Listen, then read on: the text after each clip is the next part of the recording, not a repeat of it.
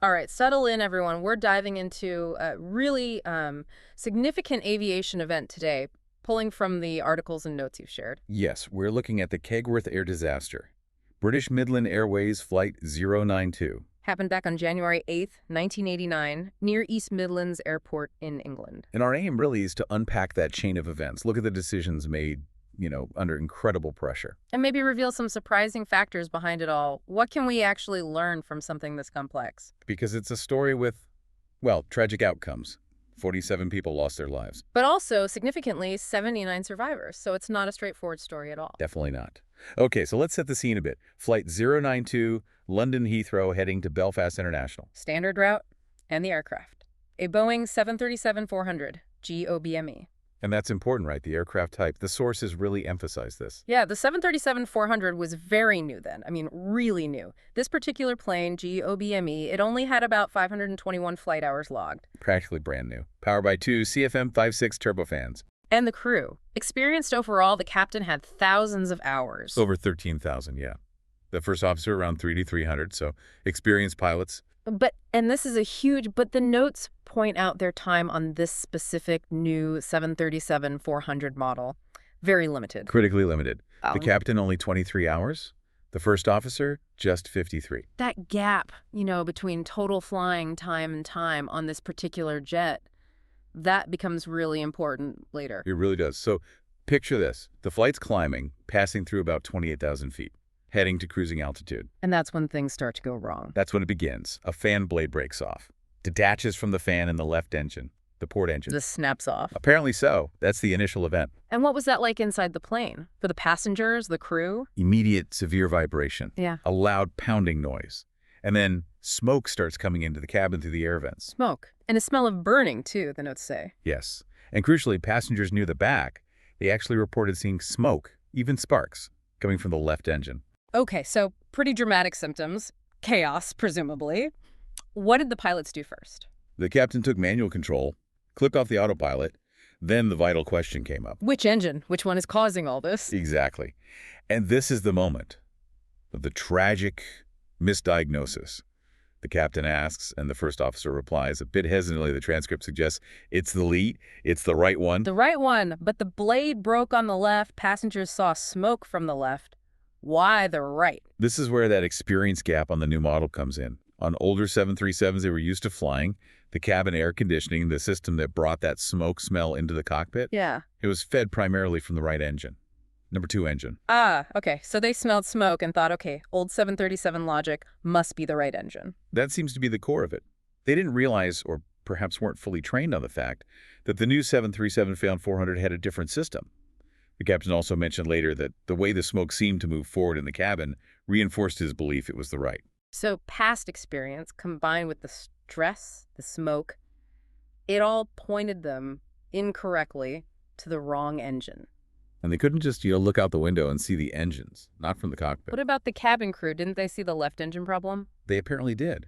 But somehow that information either didn't get relayed clearly to the pilots, or in the high-stress situation, it just wasn't processed. Communication breakdown is often a factor in these things. So believing the right engine was the issue. What action did they take? They throttled back the working right engine. The good engine, okay. And then this is the really counterintuitive part the notes mention. Yes. When they reduced power on the right engine, the intense vibrations in the smoke smell, they actually lessened. They temporarily decreased. Wait, so messing with the good engine made the symptoms from the bad engine seem to get better. How? It's complicated. But basically, throttling back the right engine and then shutting it down reduced the overall fuel flow demands. This indirectly reduced the fuel going to the damaged left engine, too. So less fuel to the failing left engine meant it wasn't tearing itself apart quite as violently for a moment. Exactly. It lessened the damage rate, which reduced the vibrations and the smoke. But it was temporary and fatally misleading. Wow, so it looked like they'd fixed it. It seemed to confirm their incorrect diagnosis. Plus, there's mention from an expert, Dr. Roger Green, that the cockpit instruments showing engine health might have been unclear. So symptoms clear up, instruments maybe aren't perfectly clear. They think, okay, problem solved. It certainly seems that way. It reinforced their belief they'd correctly identified and handled the failure. An unbelievable trap. So, okay, they think the right engine was the problem. They've shut it down. Symptoms are gone. What next? They decided to divert. Emergency landing at the nearest suitable airport, which was East Midlands. Makes sense. But they're flying on one engine now, Huh. the left one, the one that actually had the initial failure. Precisely. And that sets up the final phase. They're on final approach to East Midlands. They need to manage their descent, airspeed. Which means adjusting engine power. Right. They needed more thrust from the engine they believed was healthy. Which was the damaged left engine. Oh no. They pushed the thrust lever forward for the left engine. Increasing power on that already compromised engine was catastrophic. What happened? That extra demand, the increased forces. Right. It seems the broken fan blade tip, which might have been lodged somewhere, got dislodged. Tucked further in. Sucked into the engine core, caused massive internal damage. The engine essentially tore itself apart and failed completely. It caught fire. So the one engine they thought was good, the one they were relying on to land, just died. Yes, now they had no engine power at all. Gliding. What were the warnings, the alarms? The GPWS ground proximity warning system started blaring, glide slope warnings, meaning they were dropping below the safe approach path. Too low. Any less chance? Could they restart the right engine? They tried. Attempted what's called a windmilling restart on the right engine. Using the airflow to spin the blades? Yeah, hoping the airflow would be enough to turn the engine components and get it started. But they were too low, only about 900 feet up. And too slow. Too slow as well, around 115 knots. Just not enough airflow for the windmill restart to work. So no engines, too low, too slow. What were the final moments like? The captain got on the PA, told the passengers, prepare for crash landing, instructed them to take the brace position. Imagine hearing that. And almost immediately, the stick shaker activated. That's a physical vibration of the control column. Warning of an imminent stall. The plane losing lift. Yes, the aircraft was about to stall. Seconds later, just before they reached the M1 motorway, They hit the ground. they hit the ground, short of the runway. Really hard impact, about 475 meters short of the paved surface, hitting at roughly 130 miles per hour. Did it stop there? No, it actually bounced, skidded across the ground, went airborne again briefly, cleared the M1 motorway itself. Incredible. Didn't hit any cars. Amazingly, no vehicles were hit on the motorway. It knocked down trees, a lamppost on the central reservation, and then crashed onto the far embankment right next to the motorway. And the plane. Broke into 3 main sections. Just devastating. Utterly devastating. But let's rewind even further. That initial fan blade failure, why did it break? Was it just bad luck? Metal fatigue? The investigation determined it was caused by aerodynamic flutter. But here's another layer the source material brings out, something quite, well, systemic. Okay. The official report apparently highlighted that the way the engine's fan was tested before certification, well, it went against a lot of existing knowledge. What do you mean went against knowledge? It means the aerospace community already knew or had published research showing that just testing these fan blades for flutter in a static rig on the ground wasn't reliable. It doesn't replicate real flight conditions. Not fully, no. For something like flutter, you really needed to test it across the whole flight envelope. Different speeds, altitudes, power settings, the conditions it would actually see in the air.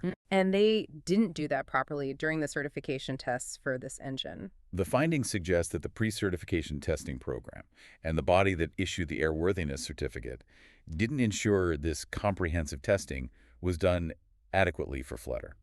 It was known that static tests weren't enough.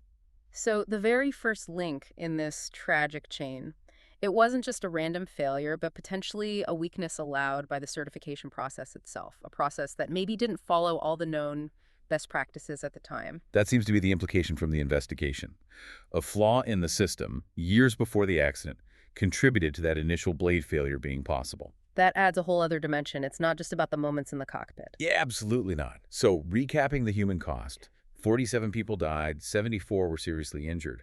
But again, 79 survived, many owing their lives to the brace position and the structural integrity of the parts of the fuselage that remained intact. And it was the first major crash, the first hull loss for this specific 737 Classic model. Which brings us to the takeaways. What does this mean for you listening? Well, it's clearly not just one mistake. It's a sequence, isn't it? A cascade.